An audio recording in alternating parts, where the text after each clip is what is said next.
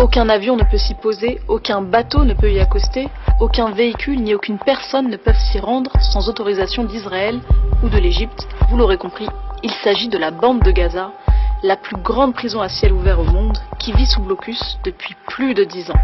Et ce, dans l'indifférence générale. Mais alors, qu'est-ce que ça signifie concrètement pour les Palestiniens de vivre sous blocus? Et pourquoi est-ce que c'est l'une des pires injustices de notre époque? Alors avant de développer, il faut d'abord rappeler ce que c'est que la bande de Gaza. C'est le plus petit des territoires occupés palestiniens, une toute petite enclave qui fait 3 fois Paris où vivent près de 2 millions d'habitants. Et depuis 2007, c'est Israël qui décide de la liberté de circulation des Gazaouis. Tous les habitants de l'enclave, y compris les malades en traitement, les hommes et les femmes d'affaires, les personnes âgées, les pèlerins chrétiens ou musulmans qui veulent aller prier à Jérusalem, toutes et tous doivent demander l'autorisation de circuler à Israël. Et c'est la même chose côté égyptien, le seul autre pays qui partage une frontière avec Gaza, où le blocus s'est intensifié depuis la prise de pouvoir d'Abdel Fattah el-Sisi. Mais alors, en quoi consiste exactement ce blocus? Eh bien, en plus de contrôler les entrées et les sorties des hommes et des femmes, Israël décide également des produits qui ont le droit d'être importés par la bande de Gaza. Et si aucune liste officielle n'a jamais été publiée, on sait que pendant des années, les produits comme le café, le chocolat, la coriandre ou encore les chips n'avaient pas le droit d'entrer à Gaza, sous prétexte de lutte contre le terrorisme.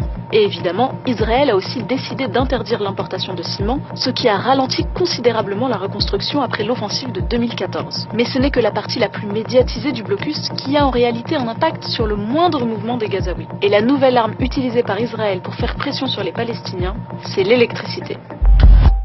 مية بتجيش الا بالكهرباء، فيش مية في بيوتنا.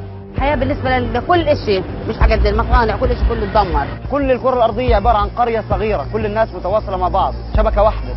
لما انت ما يكون في كهرباء انت منعزل تماما. Un enfant de 11 ans qui vit à Gaza n'a par exemple jamais connu ne serait-ce qu'une seule journée avec 12 heures d'électricité.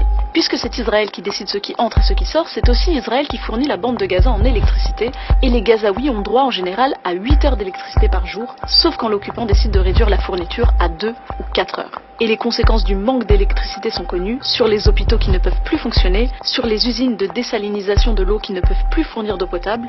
Conséquence, 95% de l'eau courante n'est pas potable dans la bande de Gaza. Et concernant les entreprises, sans électricité, elles sont obligées de cesser leur activité. Aujourd'hui, la bande de Gaza a le taux de chômage le plus élevé au monde. 44% de la population active et 60% des jeunes y sont sans emploi. Mais ce n'est pas tout.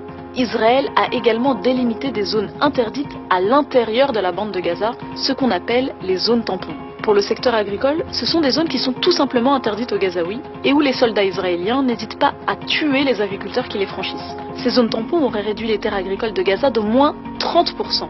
Et en plus de la limitation des importations de bétail, de matériel d'irrigation ou encore d'engrais par le blocus israélien, ces zones tampons ont complètement sinistré le secteur agricole gazaoui selon l'ONU. Même conséquence sur le secteur de la pêche, où les droits des pêcheurs gazaouis ont été réduits d'année en année. Au départ des accords d'Oslo, les pêcheurs pouvaient aller jusqu'à 20 000 nautiques, soit environ 37 km des côtes. Ce droit a ensuite été réduit à 12, puis à 6, puis à 3, soit un peu plus de 5 km. Et il est même arrivé que des pêcheurs se voient tout simplement interdire toute sortie en mer. Conséquence, il y a de moins en moins de poissons, et ceux qui s'aventurent au-delà des délimitations décidées par Israël se font tuer par les snipers. C'est ce qui est arrivé en février 2018 à Ismaël Saleh, un pêcheur de 18 ans.